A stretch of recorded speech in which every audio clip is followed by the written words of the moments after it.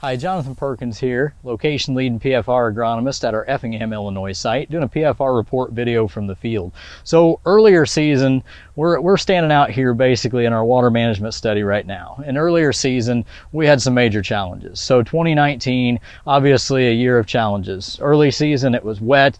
We couldn't get enough water off the fields, in fact, in most cases. So in those scenarios, we saw that in corn, it definitely had a visual impact. In fact, we replanted some of the studies out here. But in soybeans, we didn't see quite that impact. You know, it was thin, but basically later season, more towards when we were going through field shows, we didn't see a huge amount of difference. So one of the videos that one of our field agronomists, Camille Lambert, had done is talking about sudden death and some of the other things that she was seeing out in the fields right after field show timing. And one of the things that Joe had noticed out here, Joe's our operator and our herbicide specialist here, he had noticed something going on out in the drip portion of the study.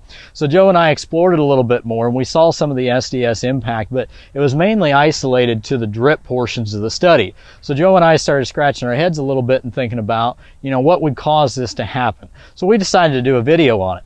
Now, I'm showing you some pictures as we scroll through here in the video of what the control looks like, the untreated check, of what the drip treatment looks like, and then the drip plus some tile drainage, as well as the tile drainage by itself. Now, what you'll notice in seeing some of that is the drip has the most impact showing up from the sudden death. Now, you can also see some of the petioles still attached out here at this point in time. We show some interveinal chlorosis like what Camille had seen then before they were into maturity, before they reached the R8 growth stage. Now we're seeing those petioles remain attached. You can also see, if you look down here, you can see the blue mold with the roots. So we can see that associated in some cases. It's not always blue, but it's a mold. It's roots dying from what the sudden death syndrome does. So we can get a root rot associated with it. We can also see the stem right here as we break that stem open and look inside the pith. If that was brown stem rot in that case, which is a lookalike to SDS, we would see that be brown in the pith tissue. Now we see this mottled gray to almost brownish looking now at this point in time because it's starting to senesce, but basically it looks off color sometimes. Now when we look at the pith itself, it'll be looking normal from what we see with SDS in comparison to that brown that we see with brown stem rot. So we just wanted to showcase what this looks like out here. Now, one of the things that I wanted to reference to in this video is that agronomically speaking, we need almost what I call a trifecta. And a trifecta in this case is not good for sudden death. What we had, like we talked about early season, we had our cool wet because we ended up really wet after planting, and we were cool at that point in time compared to normal. So that was the first leg of it. The second leg involves a little bit cooler, most of the time though, wet conditions. What we faced this year was a cool and wet combined.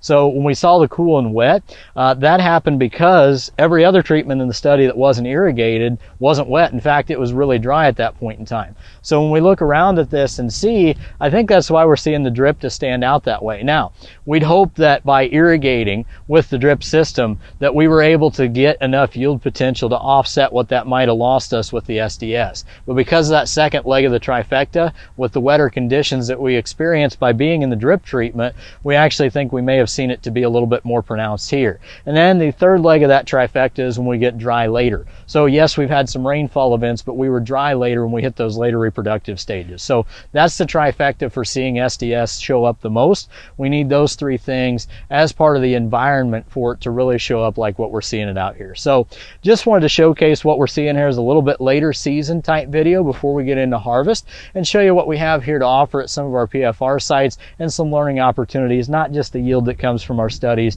and also the ROI, but we're looking at some of these agronomic observations as well. So with you today, again, it's been Jonathan Perkins here with a PFR report from the field. If you like this video, make sure to like and subscribe below using the hashtag AskPFR.